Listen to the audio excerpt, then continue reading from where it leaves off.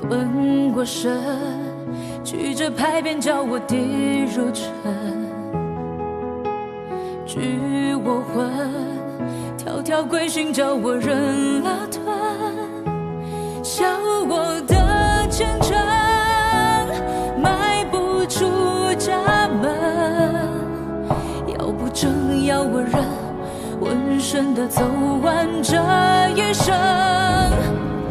可是我听见风来自海上和天空，他说别低头，低头便入牢笼。你是海浪，也是长风，怎可以上锁了？那心不服，管不住，是我眼中的刀锋。这世界容不下，那就刺破它吧。我的苦笑，我的疼痛，终将转身。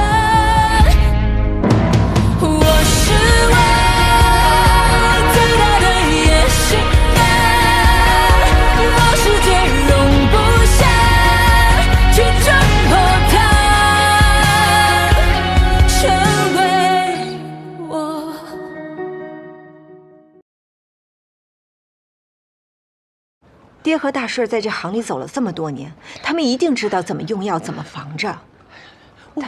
他们肯定会没事的，一定会平平安安回来的啊！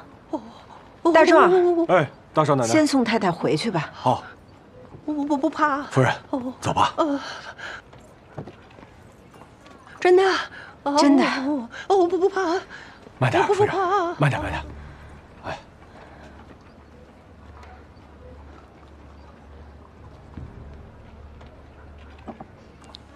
小石头，哎，你去给我估辆马车，我想去山西。啊，你要亲自去啊？对，我放心不下。不，千万使不得呀！最近山西的路都封死了，您根本进不去啊。就算您进去了，那万一染上鼠疫怎么办？可我也不能这样什么都不做呀。去吧。大少奶奶，您去了也什么都做不了，还不如先在这儿。把太太稳住，把药铺照应着。再说了，那分店开业还有一摊事儿呢。就现在这样，分店还能开业吗？细水游鱼往荆棘，越过龙门龙飞升。杨柳3尺金线垂，桃花万朵方显能。啊，这个坤为地，为顺；兑为泽，为水。水泽遍野，意味着家业顺遂，财运亨通啊！施主家人必定丰胸化吉啊！你可看看是什么时候能回来呢？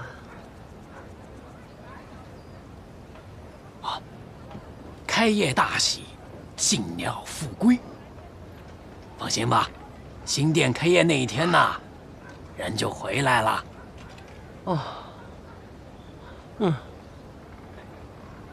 开业那天啊，对，开业那天。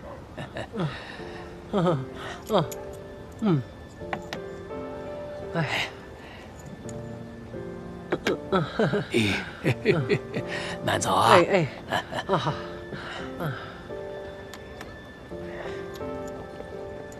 真的？那个李半仙算命很准的。哎呦，那就还选在15分店开业。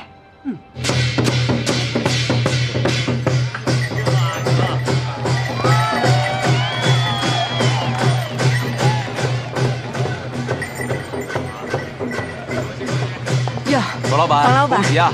您里边请啊！哎，里边请，请。祝贺楚老板。周老板，里边请。哎，来里边请。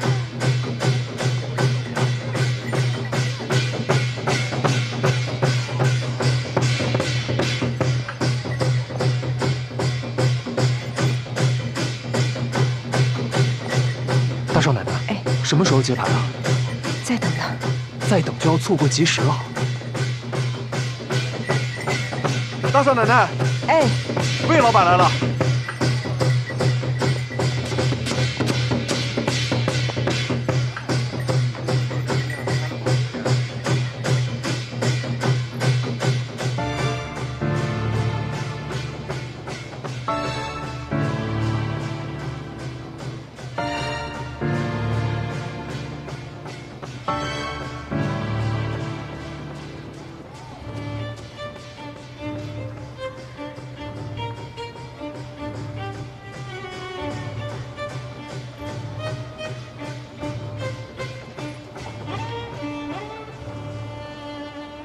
路封了之后，我们都被困在客栈里。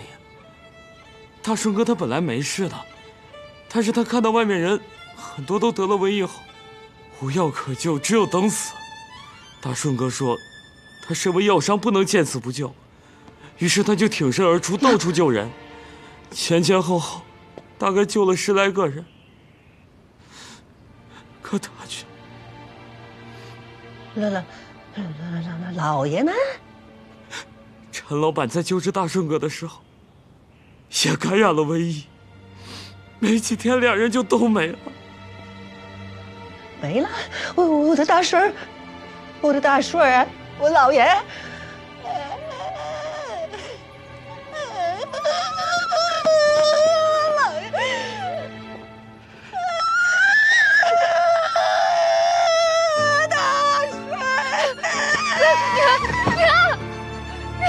太太，太太，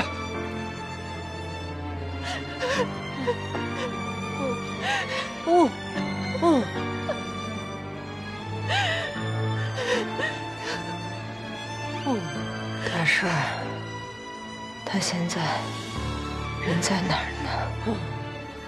因为大顺哥和陈老板是一并暴毙的，按照当地的规矩，统一就地深埋。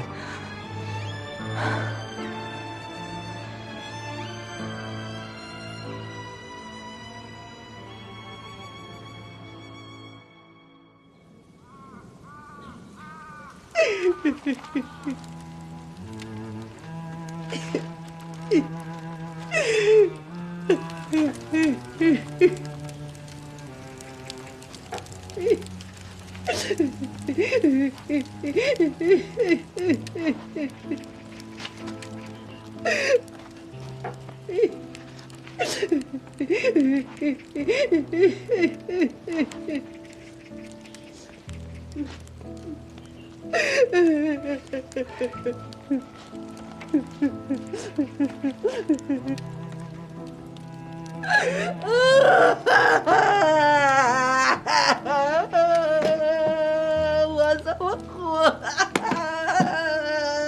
大顺儿，大少奶奶，前来吊唁的宾客，您看怎么安顿？西店和老店都通知了，但是有批货这2天要送，您看派谁去啊？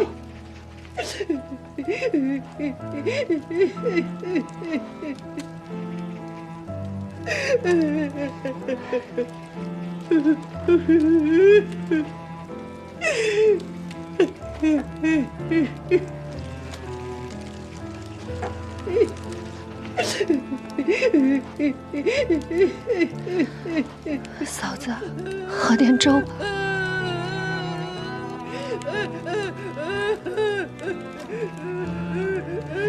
你都1天1夜没吃东西了。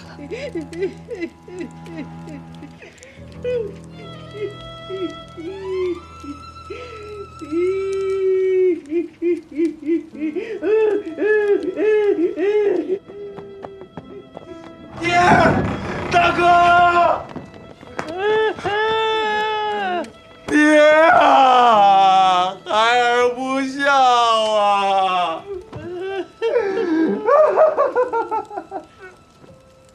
大哥，做弟弟的没用啊，做弟弟的没用啊！我要是能为你们分担一点点，你们就不会这么走了。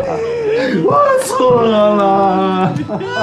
二顺回来了，娘想你啊！娘想二顺啊！娘想你想得好苦。娘，你别害怕啊，老二在这儿呢啊，别怕。娘，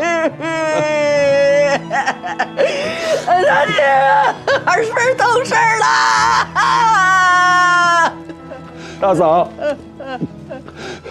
是从今往后，萱萱就是我的亲闺女，我会好好的疼她。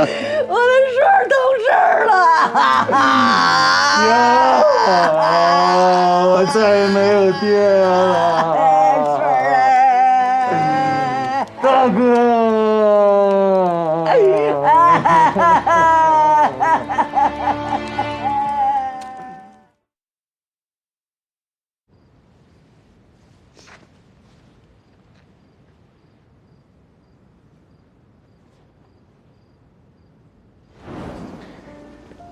前2天我看你老是想吐，吃不下什么东西，我就托人去汪逢春先生那求了个方子，用最好的白术、干姜、半夏、橘红还有厚朴，给你做了一个经方制呕的香囊。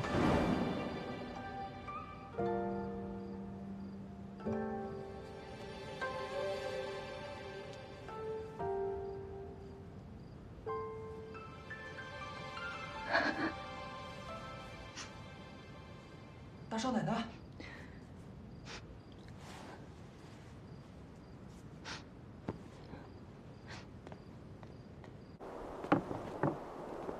有几个事儿要跟您汇报一下。小石头，什么事儿？二少爷来药铺好几回了。他去药铺做什么？不知道啊，就打听药铺眼下有多少资产，有多少现银，还有账本和客商的名单都在谁手上。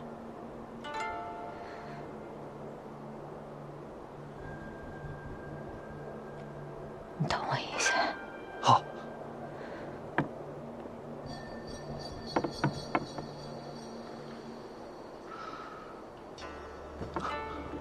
收好这个，账本和客商名册都在这里面，除了我以外，别人谁要都别给。好，快走。好。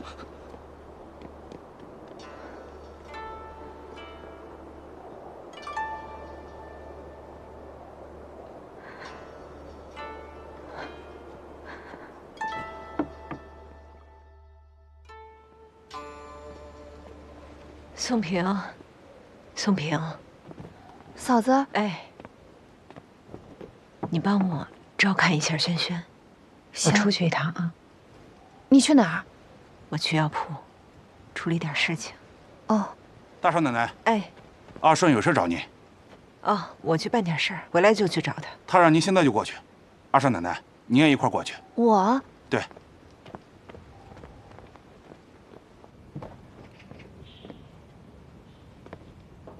娘。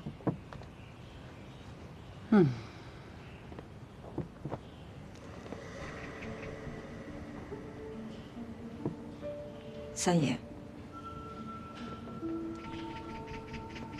三爷，三爷，人到齐了。到齐了？跟谁到齐了？三爷，您可以说话了。仙魁跟大顺的后事也办得差不多了。这个老话怎么说来着？国不可一日无君，这家呢，不可一日无主。按照陈家祖制，接下来由二顺当家。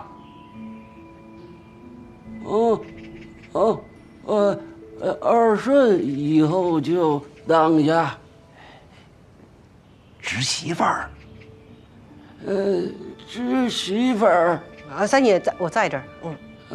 仙魁家里的，刚才三爷说的话，您可同意？我同意。同意。同意。那以后这个事儿就这么定了。我不同意。你是大顺家的，这儿没有你说话的份儿。三爷，大顺虽然走了，但这个家，他还是有一半的。您既然说我是大顺家的，那我就代表大顺，也应该当这一半的家。一个女人家，当什么家呀？爹在的时候，陈家药铺老店我都能说上话，这分店也是由我来打理。您说我凭什么不能当家？大顺家的，这个家如果没有男人，那另说。可现在二顺还在呢，让他当家，那是天经地义。嫂子，我当了家以后绝不会亏待你跟轩轩，这你放心。二顺都表态了，你还要怎么着？这二顺当家也行，但是爹在的时候，他是亲口答应分店是由我和大顺来打理，并且分我们一半的股份。现在大顺人不在了，那一半的股份也该交给我跟轩轩吧。所以分店打理，我觉得应该交给我。这还有这事儿？你们吵啥呢？娘，爹定这事儿的时候，您也是在场的，您说说，我说的是不是都是实话？我不知道啊。我怎么知道呢？您不知道？我说妇道人家，你说这个生意上的事儿，我也不懂。我不记得他们。娘，爹和大顺的头期可都还没过呢，您可不能这么昧着良心说话，他们会死不瞑目的。这怎么跟娘说话呢？娘，这药铺生意上的事儿，它可不是小事儿。二顺什么品行，您是最清楚的。您不能被他的话给蛊惑了。我什么品性啊，楚韶华！自从你嫁到我们的陈家，你仗着大哥宠你，你是处处与娘作对呀。娘是看着大哥的面子，他忍你让你。当然，我以前呢确实也不懂事儿，可是一夜之间我长大了。我告诉你，打今儿起呀，不能容你再猖狂下去。娘，你说句公道话，爹是不是答应过分店由我和大顺来打理，并且有50%的股份？没有的事儿。宋平，你当时也在，你告诉大家，爹怎么说的？你听到什么你就说什么。那天，爹确实什么？你敢？宋平，你说。我忘了。宋平，嫂子，你别逼我，你说，我什么都没听见，我真的什么都没听见。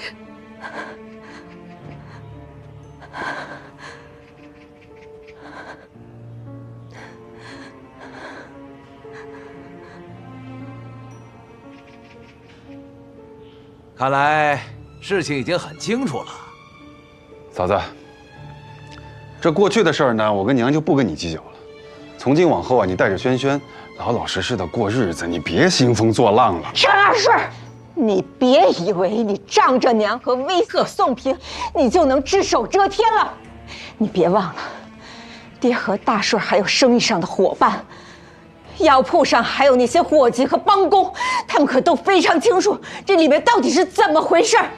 我现在就去找他们去，让他们看看你陈二顺的嘴脸。拦着！哎，让开！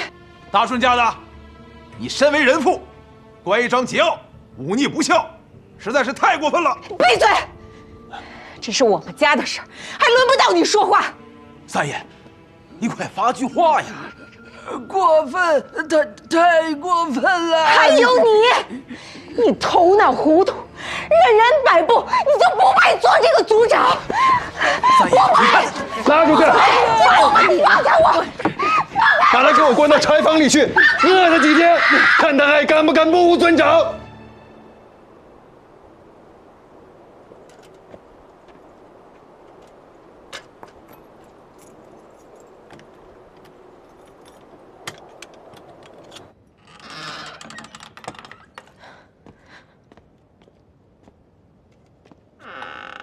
宋平，轩轩呢？轩轩好吗？轩轩好着呢，我一直看着，你放心。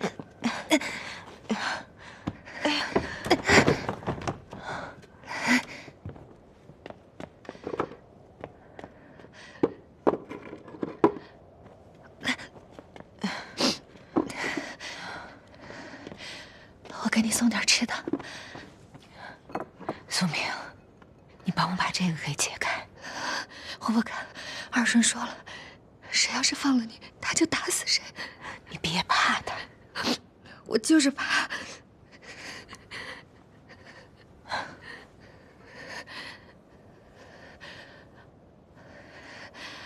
二顺说了，只要你把什么账本什么名册交出来，他就放了你。嫂子，你就从了他吧，你斗不过他的，他打人很痛的。我不怕痛，你就让二顺当家吧。我跟你说，自从二顺回来之后，娘可舍得用钱了，顿顿都有肉吃，顿顿都有肉吃就够了。你还想要啥？我要一个公平。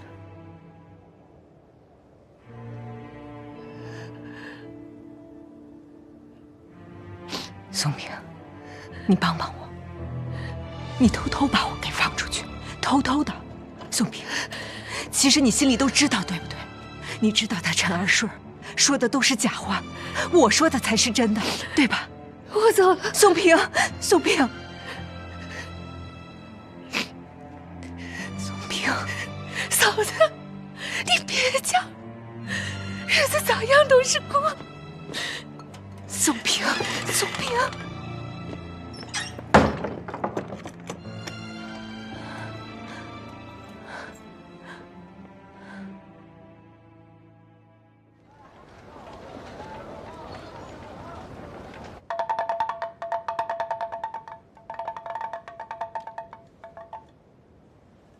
这个老大家的呀，到现在他也没松口哎。急什么？这才2天，再饿个几天，保准服服帖帖的。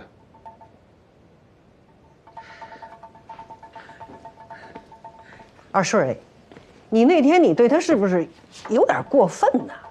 过分吗，娘？我不一脚踩死他，以他的性子，指不定闹出了什么事儿了，你信吗？这我倒信呢。可是我这2天我这，二顺你听娘说啊。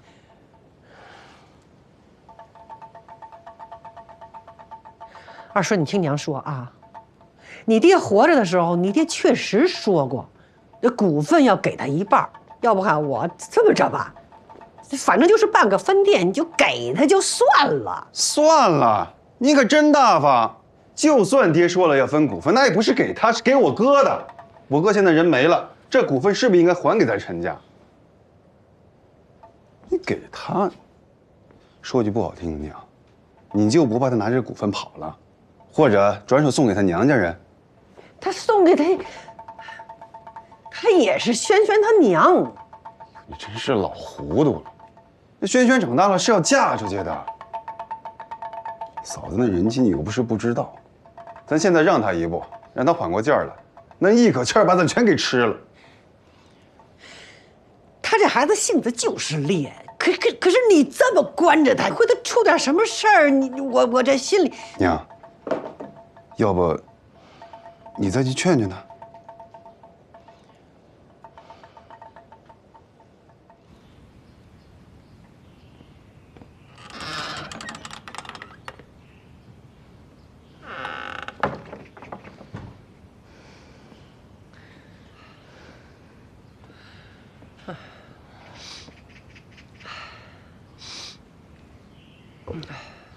哎，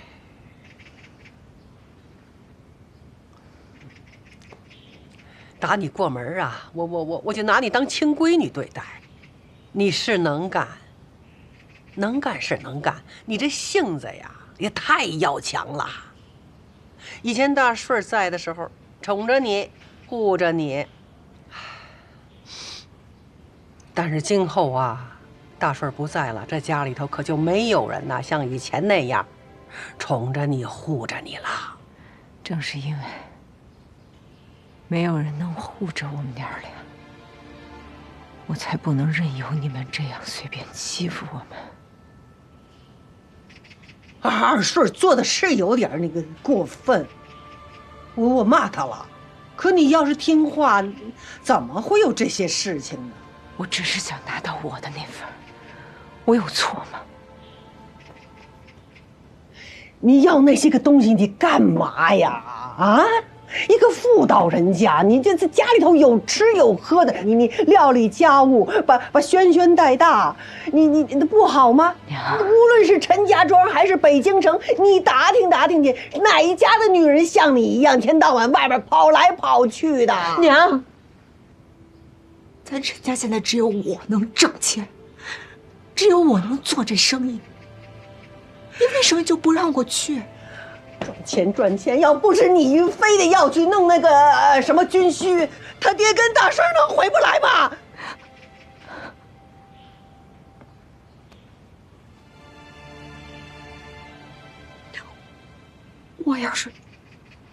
我要是早知道会有那个瘟疫，我宁可我自己去，我也不可能让大婶去。后悔没有用了。娘就劝你以后不要再逞强。这个家肯定是二顺当家，这是多年陈家的规矩，你要遵守，我也要遵守。爹为什么不让二顺插手药铺上的生意？为什么把他赶回老家？你这做亲娘的应该比我们任何人都清楚。你真觉得陈二顺能当得起这个家？那是过去，过去他爹在，大顺在，他们俩顶天立地在前边挡着呢。二顺他小，所以他贪玩。现在他们都不在了，二顺不会那样。他都自己都说了，他要把这个家给撑起来。他还跟我说，他以后他要侍奉你一辈子，就跟那大哥在的时候没有区别。没有区别。老大屋里的啊，我再劝你一句，不要跟二顺去争。你把我的那份给我，在陈家还有救。如果你全给了陈二顺，那咱家陈家就真完了。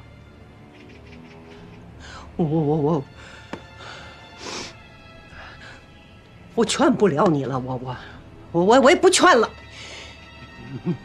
在这儿待着吧。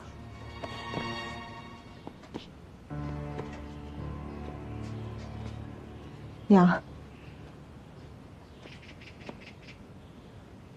您再好好看看这院子。我把花撂这儿，不过多久，咱就都不属于这儿。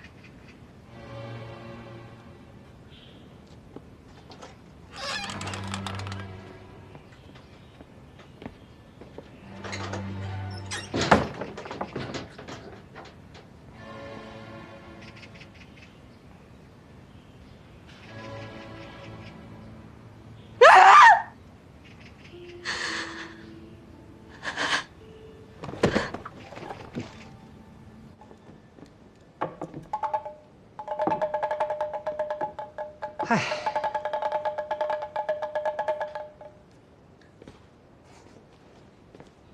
怎么娘？还是不听劝啊？这女人可真犟啊！就以她那个性格，我跟你说，她是绝不会低头的。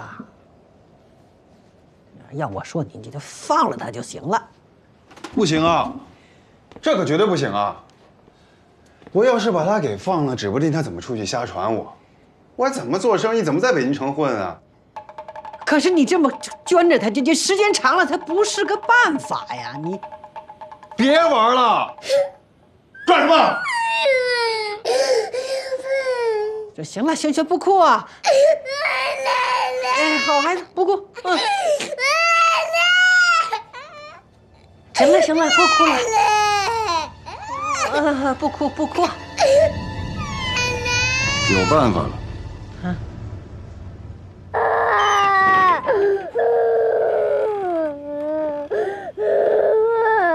娘。哎呦，这怎么了？没什么。萱萱说她想她娘了，我带她过来看看嫂子。去吧，上娘那儿去。萱，不哭吧，娘才不怕。哎呦喂，这头发怎么还脏啊？别碰我！萱不怕。嫂子，那天我可就发现了，你凶起来不好看，笑起来才漂亮。这样说，你跟我这样说话，就不怕一时临近的时候，你大哥来找你？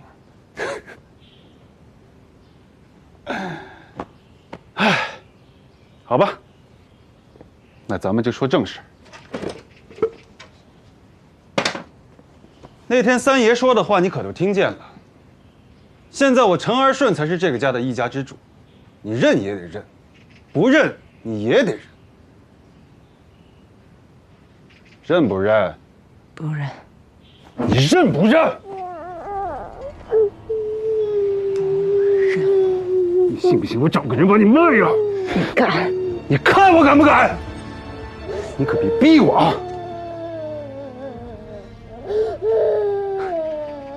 也是，一个生过孩子的女人也卖不了几个钱，那我就卖小的。陈二顺，你不是人！现在就上街找个人牙子，我杀了你！顾少华，药铺跟你闺女孰轻孰重，你自己掂量。你可是个生意人，这点账你应该算得明白吧？你把我轩轩给我放了！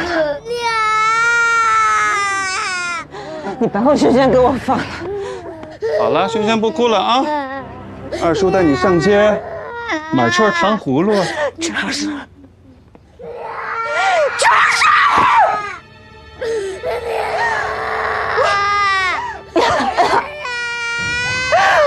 我答应你，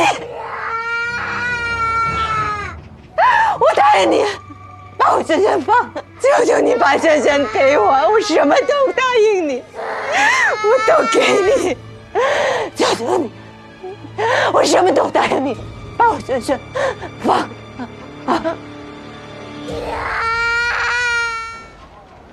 二少爷让我们一大早过来，到底什么事儿啊？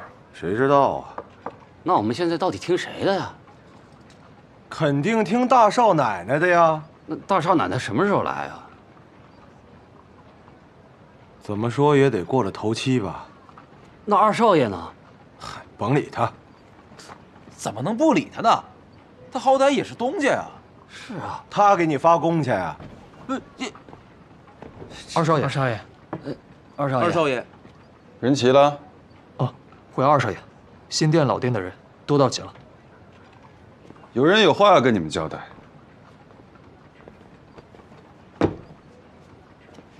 进来吧。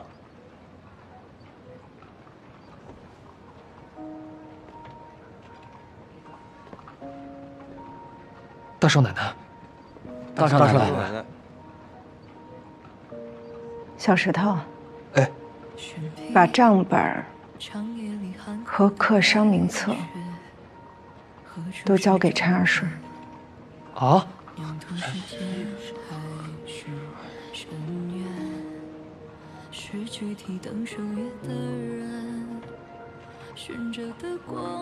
各位，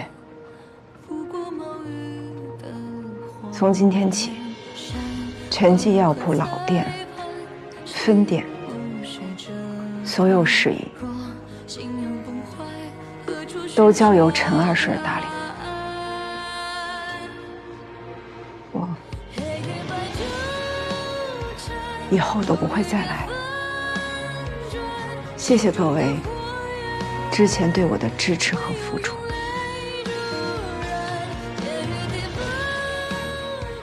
祝陈记药铺继续兴旺。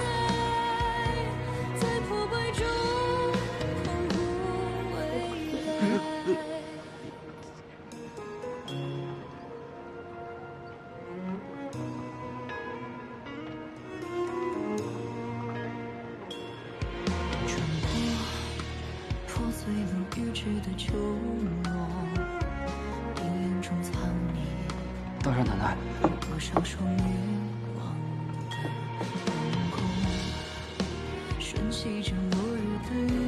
都干活吧。是。等一会儿。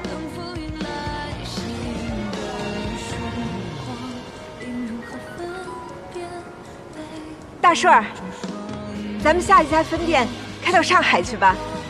好啊。然后，再下家分店开到广州去。可以，你想开到哪儿就开到哪儿。然后我们把店开到全国各地。一个一个来。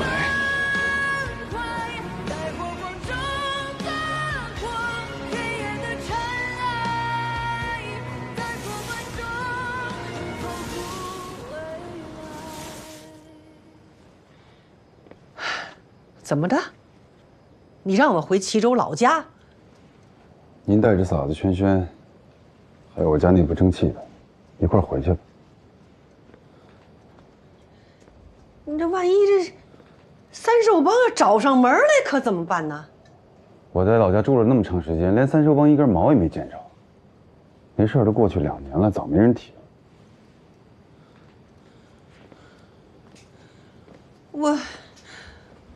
我可刚在这儿住了习惯了。娘哎，回老家您更习惯。娘，那可是您住了几十年的老地方。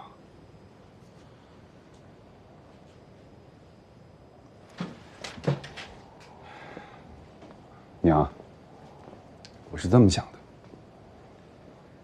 爹和大哥走得这么突然，您跟这儿待着，难免会睹物思人，回头再憋出点什么病来。回老家呢，一来是换个环境，二来你跟宋二姨那帮亲戚没事走动走动，这心情啊也能开解不少。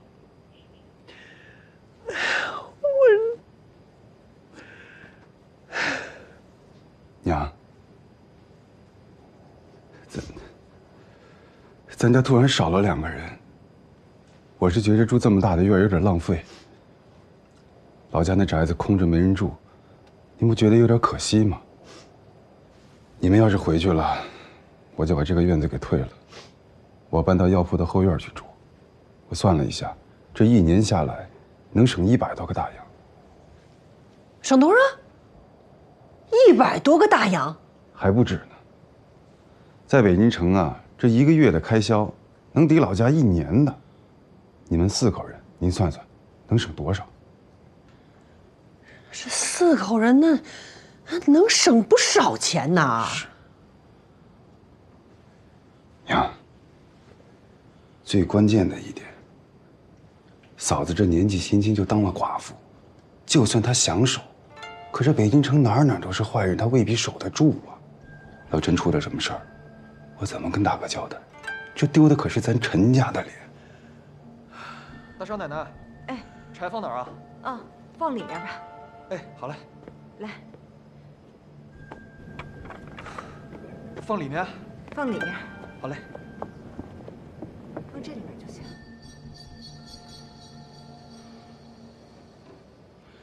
那就还是回去。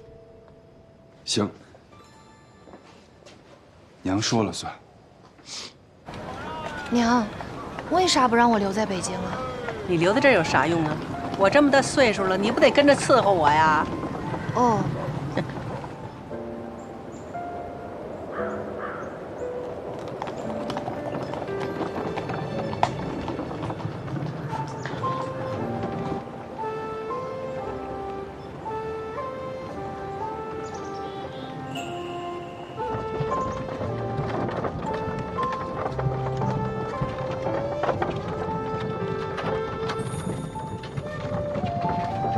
娘走到哪儿了？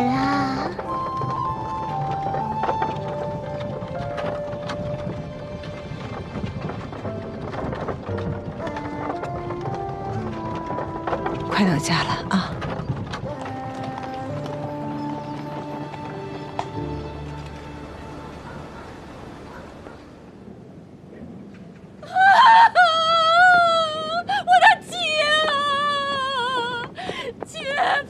娘，你怎么来了？姐呀，姑爷啊，姑爷，我的姑爷啊！哦，我的姐夫啊！娘，哎呀，婶儿。哎呦，这姑爷怎么说没就没了？这么好一个人，这也太早了，婶儿。娘，大哥，嫂子，来我屋里坐吧。我先去，我一会儿来看你啊。哎，行，进屋，进屋，进屋。别哭了啊。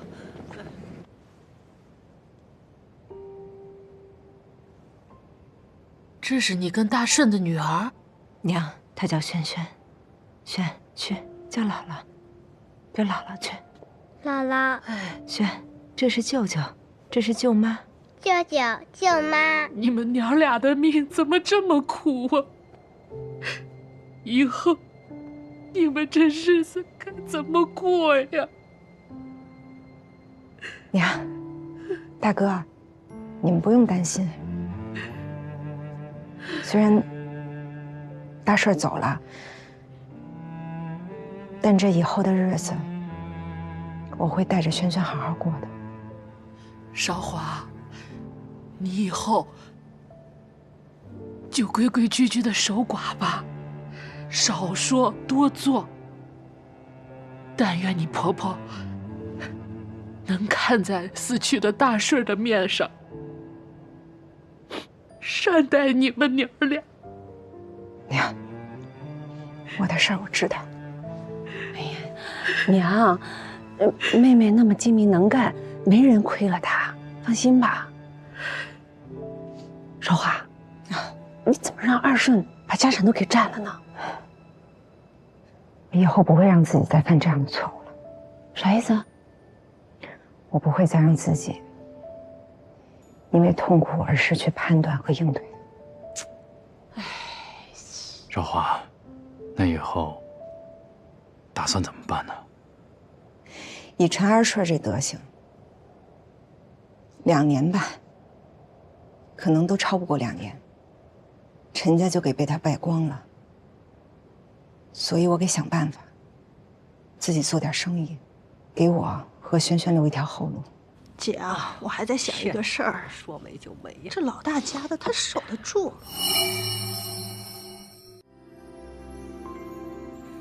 躺在雪地上的小毛毯，一点点融化着白露汗，爱爱茫茫的雪路上寻觅心中彼岸，小小风浪瑟瑟混云端，藏在他心中的小毛毯，一点点温暖着他心房，他低诉着春天不厌，他说